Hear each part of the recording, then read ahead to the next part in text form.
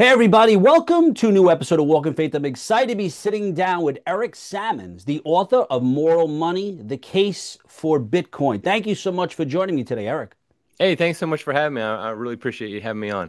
Oh, it's my pleasure. Like I said, I really enjoyed the book, which I actually have right here, which I breezed through. I really enjoyed it. And what was interesting is the way you break down and explain Bitcoin and for sort of the layman and then but also somebody that understands digital currency. But there are people that don't understand digital currency and the various forms of currency throughout history. If you could explain a little bit of that, because I got to be honest, I do struggle with digital currency. I mean, I know I'm still kind of young, but I haven't taken the full plunge and moved money into Bitcoin or digital currency. And we see, I mean, you could look daily how the dollar continues to be devalued. So if you can explain Bitcoin and also too, how is it regulated? And what I love the fact is that you said it's not an investment necessarily, it's a form of money. And Yeah. like I said, thank you for joining me today because this is a really important topic. Yeah, I agree. And you're not alone. I mean, I've been involved in Bitcoin for about 12 years now, since 2013. And I have talked to a lot of people about it, family members, friends, and everybody starts, kind of where you are at some point, where they're just like, I just don't want to pull the trigger. I don't really understand it. And the truth is, this is not investment advice or anything like that, but you shouldn't get involved with something you don't understand fully. I mean, it's dumb to put money into something you don't understand. So, that makes sense to me. But really, I try in the book, I'm trying to have like a paradigm shift in how people look at Bitcoin, because people look at it as like some crazy tech investment, the latest hot stock or like Beanie Babies or something like that. And really, though, that's not why it was created. And that's not what it is. It really is ultimately just a form of money. And I think a lot of times what people also struggle is people don't understand what money is. I mean, this is not because people aren't intelligent, it's simply because our school system, they don't really teach what money really is. And so we just have all this like misinformation of what money is. And ultimately, money comes down to it's something that stores value for you and that you can exchange for other goods. And it's so we don't have to trade.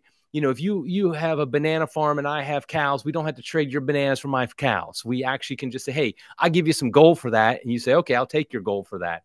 And so really that's what money ends up being. But our modern monetary system of the past 150 years, really 20th century, it really is fatally flawed. I would call it immoral. That's why the name of the book, Moral Money. Bitcoin was created as an alternative to that, as an alternative to say, okay, we're going to have a different form of money that can't be created out of nothing. I mean, some people might not understand because they don't understand Bitcoin, but one of the most important things to know about Bitcoin is you can't just go create new Bitcoin. Yes. No, there is no CEO of Bitcoin Corporation.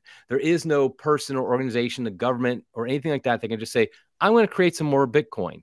And because of that, Bitcoin keeps its value better. I think we all know, we've all felt it, especially in recent years, what inflation does to our Yeah. purchasing power. I just saw the other day where 5 years ago in 2020, if you had $100,000 salary in 2020, today you need it to be 125,000 to be equivalent. Yes. And that's just because the prices have gone up so much. And that's because the reason for that, people don't understand this. The reason prices go up is because the government keeps printing more money. Mm. And so that that devalues your purchasing power. It makes the value of each individual dollar go down. So Bitcoin really is that alternative. If you note, though, I haven't said anything about investments or anything like that. It's just simply it's a new form of money. It's like gold in many ways, and it is also like digital, like your fiat currency that you can buy and spend on the internet. It's like that as well. It combines the best of both worlds. It combines the efficiency and usefulness of fiat money, of government money, with the morality of gold. And really, I think it makes a great marriage. Makes it, I think, the most efficient, most moral money ever created. Well, I mean, you said so many things. And I think a couple of things. One was this misconception that our dollar is actually backed by gold, like as if it's housed somewhere and every dollar. And to your point about the printing money, I mean, in our lifetime, you think about COVID. I mean, the government at the time was printing money, and there was so many warning signs from people saying it's going to create inflation, devalue money, and it has. And a lot of people needed that money So we understand that, but there were a lot of people that took advantage of that, and the government knew that, and they kept printing and printing. And I read too that even higher than that, like it's almost 40%, like 100,000 is equivalent to say 60 something thousand dollars. And to your point though, like we see that money's devalued, but yet corporations and jobs and businesses, they're not stepping up to help us or help a lot of their employees by increasing their salaries, and their buying power is less, and we're putting money in a bank where $100,000 in 5 years is going to be worth 30 grand. I mean, it's amazing. And you look at, like, I look at Ethereum, which is a little bit different. I don't want to get too far Mhm. ahead, but I did invest in that years ago. And that is the only thing that is actually, from what I've invested, actually continues to increase versus the money that I put in the bank that continues to decrease. Right. So, but you mentioned in your book about the other forms of money throughout history. Can you tell me about some of the other forms and what are the seven properties? Yeah, so basically, the way money developed, it developed very organically. It's like the human language. There wasn't a person who said, okay, I'm going to create the language of English, and now here's what the words are, and here's how it works.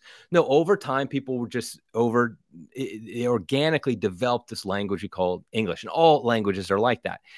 Well, money is the same thing. It was just developed over time organically. People realized, okay, I want your bananas. I have cows, but you don't want my cows. I need some third thing that you want that I have. And so sometimes in some cultures, it might be seashells, it might be big rocks, it might be human teeth, even I think in one place. But what happened was people started to realize certain things are better than others for this. Primarily precious metals like gold and silver, and even copper somewhat. Gold always been the number one thing.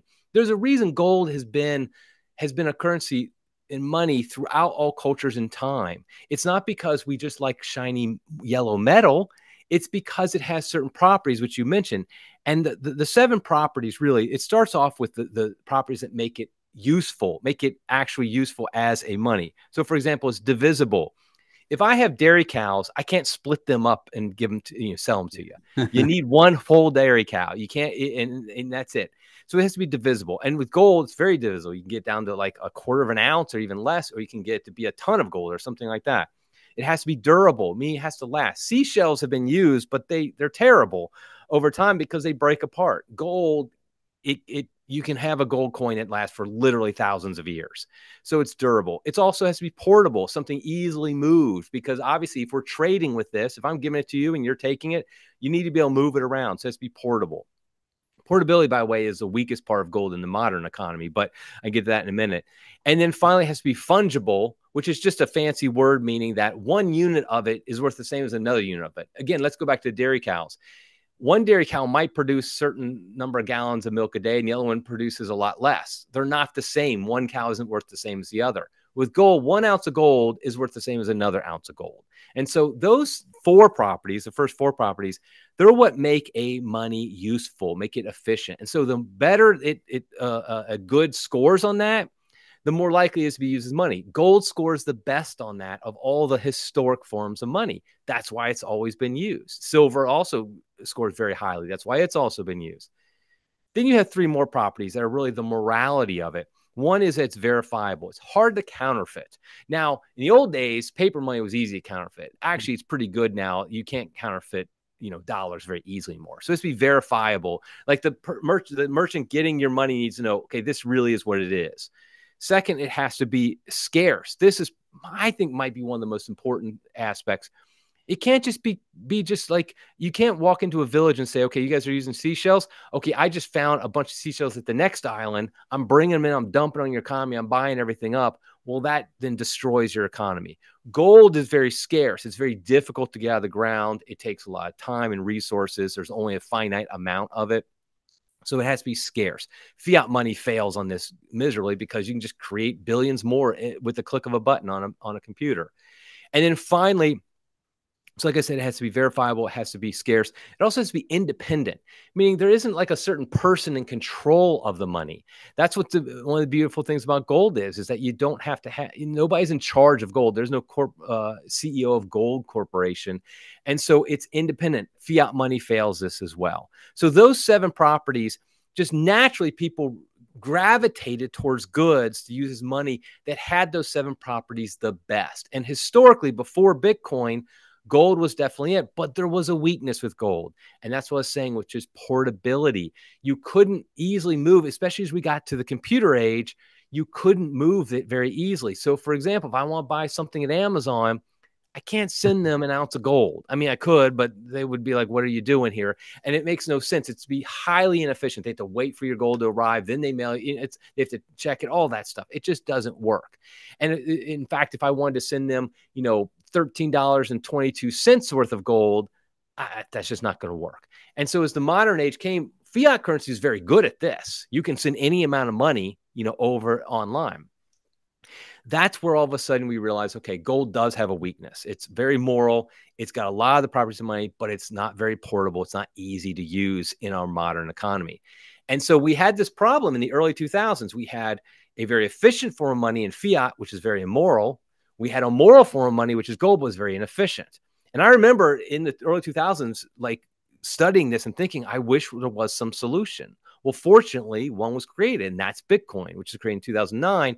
It combines the efficiency and usefulness of fiat money. It can be sent. I could send literally $1 billion worth, not that I have it, $1 billion worth of Bitcoin to Japan and on a Sunday afternoon, and the guy would get it completely in 10 minutes, and he'd have it fully authorized and everything. You can't do that even with fiat money. You obviously can't do it with gold.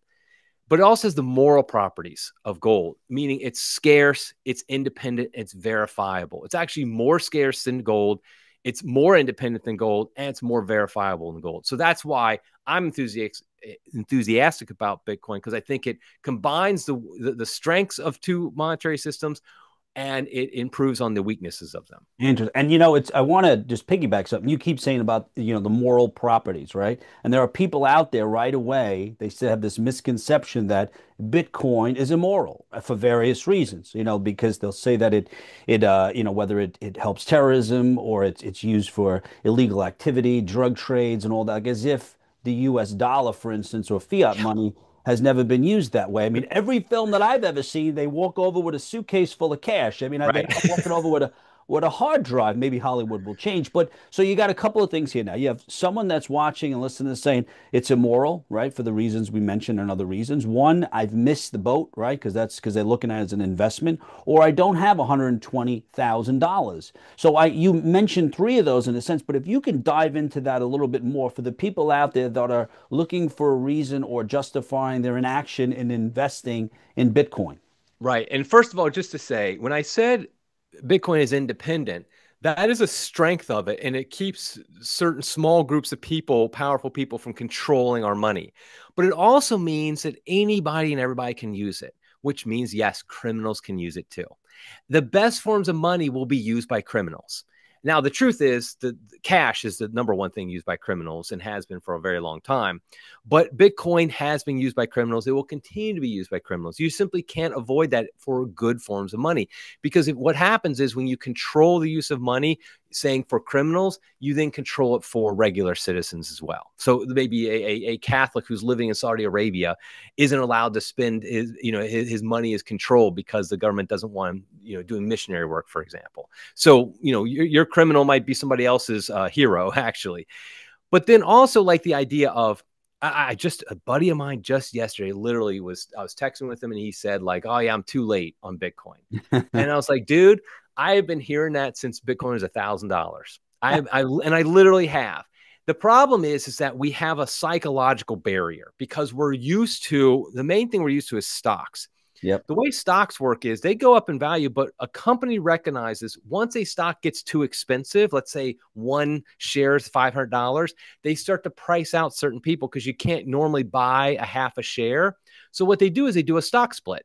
And they make Apple, right? Apple's a great example. Apple does that all the time. I mean, if you had one share of Apple in 1982 or when it went public, it would be hundreds of shares today because they keep on splitting it, and because the psychological barrier. Well, Bitcoin doesn't have that. Like I said, there's nobody in charge of it who can do that. But so what happens is the price of one Bitcoin keeps on going up, and people think, well, there's a limit. They can't go up anymore. But because it's scarce, there's a finite amount of Bitcoin ever to be created. when demand goes up, if the supply stays fixed, the price goes up. That's economics 101, supply and demand. Normally, what we're used to is like with the fiat money, demand might go up, but the supply goes up even more. So it actually goes down in value. Well, with Bitcoin, the supply stays the same, the demand keeps going up because people recognize it more and more as a store of value. And so the price will go up accordingly. Now, the beautiful thing about Bitcoin is it's very divisible. It goes down to 8 decimal points. So you can get 0.0000 whatever one Bitcoin. You could buy $5 worth of Bitcoin. That's not a problem because you just get a fraction of a Bitcoin. You don't need $120,000 to get started with Bitcoin. And so what happens, so the idea that first of all, you don't need $120,000, but secondly, don't have this idea that all of a sudden it can't go up anymore. Like people have thought that literally since it was $1,000. Remember when it first hit 1,000, it spiked up from like $100 to $1,000 within like a month or two, and people are like, oh, we're done now. And of course, now it's $120,000. So there is no limit when you have a fixed supply of something, and that's the key point: is we have a fixed supply of Bitcoin. So as demand goes up, the price of Bitcoin goes up. No, you're right. And people should, the same way that whether it's whatever they invest per day or make deposits every day, they need to diversify their portfolio. Like I said, I just look at the bank account and I see how it's my buying power has gone down. So now I'm watching this interview and I'm into it. Okay, I'm close to making this sort of investment or decision in Bitcoin. But then, we think about the people that are saying, well, it's not FDIC regulated. It's not regulated by the banker insured. Now tell me about that because I mean, it's hard for me to explain in terms of the mining, but if you can walk somebody through that's concerned about to say, well, how is this regulated? The government's not regulating that. How does that benefit me? Yeah. Okay. So it is true. Bitcoin itself is not regulated, and it honestly can't be regulated because of the nature of how it's built. There are regulations that kind of surround Bitcoin. So, for example, the normal way a person would buy Bitcoin is they go onto what's called an exchange. So, one of my favorites, I don't get paid by them or anything, is river.com. And you can buy Bitcoin there. You link your bank account, something like that. Well, they are regulated in that they, for example, have to get your what's called know your customer KYC information. They have to get your name, your social security number, stuff like that, just like a bank would. And so it is regulated in that sense that, typically the way you buy it. Now, I could send you Bitcoin on my wallet to your wallet with no controls or whatever if I wanted to, but typically the way people buy is through these regulated exchanges. Now, regulation is a two-edged sword. Yes, I will be the first to admit that not all regulations are evil and do bad things, but regulations do allow a lot of nasty stuff to happen.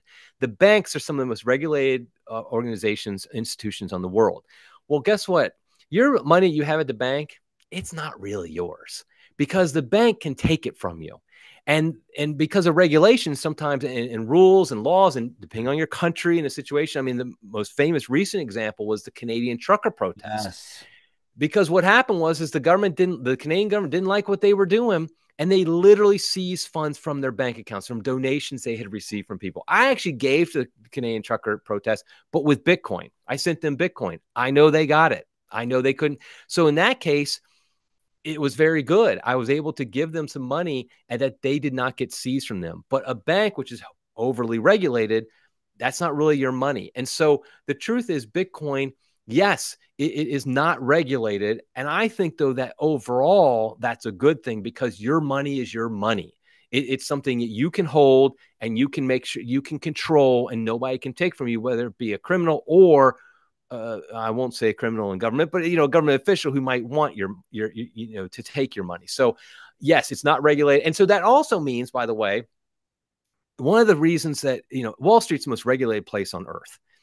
And so there's certain controls. That's why there's certain controls on stocks and things like that. Bitcoin can go up, it can go down. It's a true 100% free market. And so you will see price fluctuations that are crazy. Like I joke with my wife that whenever I buy a little Bitcoin, I always know the price is going to go down the next day. Oh yeah, yeah. It's inevitable. It always happens. In fact, my son's like, tell me when you're buying, Dad, because I'll buy it the next day. It's cheaper. No, I mean that, and we know last week I interviewed someone that just created a new bank, fintech bank, and he created the bank because he was canceled. He walked into the bank, they seized Yep. his money, and he's a Christian evangelist. I mean, God bless him. He's not a criminal by any means, and everyone knows it's Nick Vujicic. He's very well known, and they seized all his money, and that's what provoked him to fight back in the sense of opening his own bank with Christian values. And there's something I just want to read, which I found interesting in the book, how you talk about money that promotes consumerism, right? It could be morally deficient. But I was thinking about money in general. But then if we think about the root of the problem in the sense of consumerism, I remember, I think it was Pope Francis spoke about it, right? Hmm. We Oh yeah. are the number one country when it comes to materialism, consumerism. So now, if we scale back and say money is what we use, the means of purchasing these products or whatever, but it's the algorithms, it's the social media, it's insecurities that we have, it's the disconnect to our faith and what's truly important. So really, what is this? What is the underlying concern or reason that we have become so materialistic or just in general consumerisms or consumers? Yeah, a lot of people think of money as just 100% a neutral tool. It's not moral or amoral. And there's certain truth that when you talk about historic monies like gold, I think that could be true. The problem is fiat money is actually created to make us spend, to be more consumers. Now, consumerism has a lot of reasons. I'm not claiming this is the only reason. However, our monetary system, our modern monetary system, it's like a base layer that makes it so that we're more likely to be consumerists. Why? Because we know our purchasing power is going down in the future. So if you have $100 right now, and you know in a year that $100 is only going to be worth $80 of purchasing power in a year, you're more likely to buy something now. It just is human nature because you're like, well, I'm not going to be able to buy as much with it in a year. However, what if your money today was $100, but you knew in a year it'd be worth $100, $120 of purchasing power? You're more likely to save. You're more likely to not be consuming something in the here now. Now, no, you're still going to buy food. You're still going to buy clothing. You're still going to buy the essentials, the necessities of life. You might even still buy that nice car that you've really wanted. It's not that you're going to refuse to spend money, but you're much less likely to do those impulse buys, those buys that you don't really need something because you think, maybe in the future I might not, my money might be worth more if I just hold on to it. In fact, I've been, saving in Bitcoin for many years now, and I've noticed it affect. I'm already kind of a frugal guy, I admit it, but like I've noticed it impacts me that I do. In fact, I have an app on my computer that show every price that shows up on my screen. It actually also shows how much it is in Bitcoin. And I do that to recognize, okay, if I pay $100 for this at Amazon, that's this much Bitcoin. That means that Bitcoin, I won't have that in a year or two, and it might be worth a lot more. So it kind of slows me down. And I think as Catholics, I really feel like that's something we need to have temperance. That's a virtue. We need not to be consumerists. We need to be thinking of greater things and what's the next thing I'm going to buy. And I think a monetary system like a Bitcoin standard, what it does is it rewards savings, it rewards temperance, it rewards more frugality. Whereas our fiat monetary system, it rewards consumerism, spending now, impulse buying, very short term thinking. That is a great answer. I love that because I am also frugal, and we do see how people are spending money. I mean, because of that exact reason that they know in a couple of months will be sort of devalued, and that $100 is worth less. And we are influenced by society and the government to constantly spend, spend, spend, spend. Now, just a couple of questions before we end, but there are very positive things, and you mentioned them in your book, especially I think it was North Korea, how Bitcoin in poor countries, it sort of puts everyone on an even playing field. Can you tell me a little bit about the positive side of Bitcoin beyond what you already mentioned?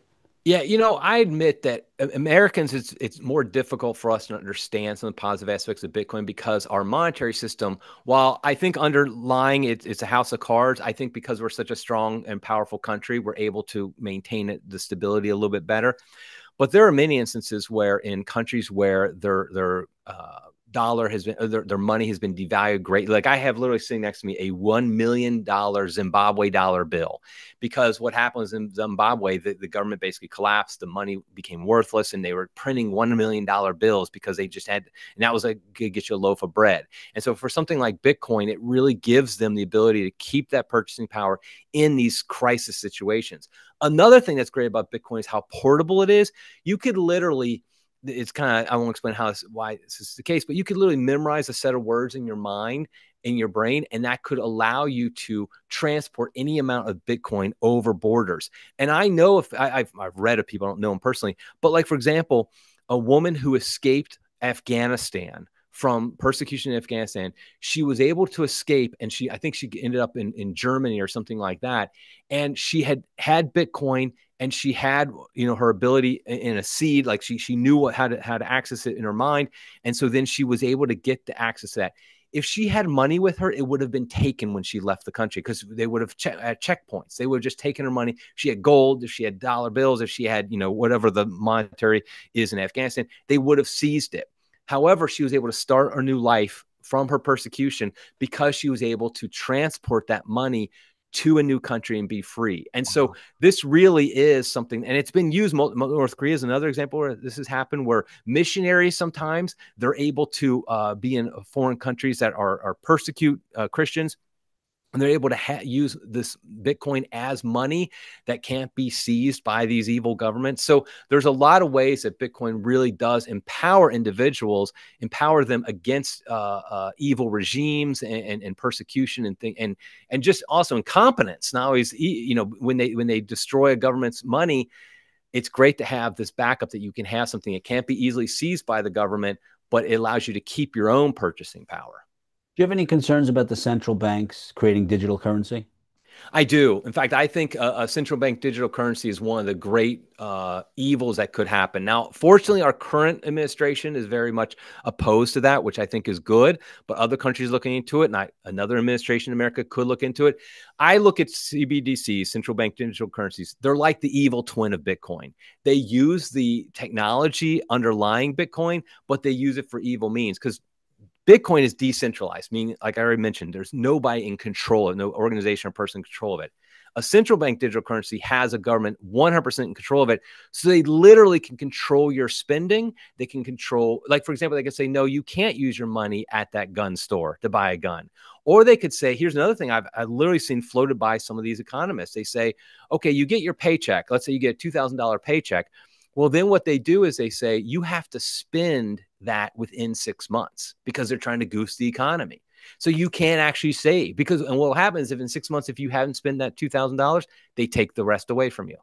And so it's even more the incentive to be consumers, to spend, to prop up the economy. So central bank digital currencies are, honestly, they're the most evil form of money there can be, because it's a complete and total control by the government of your money, and they can tell you what you can and cannot spend it on. Wow. Eric, really amazing. I love the interview, love the book. I know you thought about this and you mentioned it. If Bitcoin became the world's monetary standard, how would it change the world? I think it would radically change the world in ways we don't understand. I think that one of the biggest things it would change, it would put a check on government. It would put an actual check on government. And one of the biggest ways this is in war. In fact, fiat currency really became popular with World War I, because the governments, they went into this highly unpopular war that was like, okay, some guy got shot in Serbia, and I'm in England. I'm supposed to go to war over this. That makes no sense to me. Not that I'm saying the guy wasn't important in Serbia, but the point is like, come on. But what the government realized was, we can just print money to pay for this. We don't have to, raise taxes that will be very unpopular and might get us out of office. Instead, we're just going to print more money. And then they realized after the war was over, hey, this works for a lot of things. Well, if all of a sudden governments aren't able to do that, it really puts a check on them to make them less able to abuse their power. I think that's probably the number one way I think a Bitcoin standard worldwide would change the world, is that you would have a check on the powers of the world, which I think is a very good thing. I also think, like I already mentioned, you would have people not being as consumerist, which is good. They would save more. They would invest in things. They wouldn't be like, okay, I got money, I got to make sure I invest it in the latest tech stock or something like that. Instead, be like, okay, I can save money. I know it will keep its value over time. And I will then smartly invest in businesses and different things that I think are really good for the world and can really make a good profit and things like that. So I think really it changes both on the high level, governments puts checks on them, but also on the individual level, because it gives us more freedom, but also it keeps us from a consumerist mentality. Eric, I loved speaking with you. I really enjoyed this book. I'm telling you, I took notes throughout the book, and I advise people to pick up a copy. How could they find out more information about you, and where can they purchase this book? The easiest thing to do is just go to my website, ericsammons.com, ericsammons.com. You can buy the book right there. You can read more about it. You can actually buy it using Bitcoin if you happen already are a Bitcoin holder. But you can buy it with a credit card as well. Yeah, so just ericsammons.com. Eric, I really appreciate your time. And guys, I hope you enjoyed today's episode of Walk in Faith. Always remember you have the ability to inspire and evangelize through your words and actions. God bless you, and pick up this book and think about starting to invest in Bitcoin. Eric, thank you so much for your time. Thank you so much. God bless you.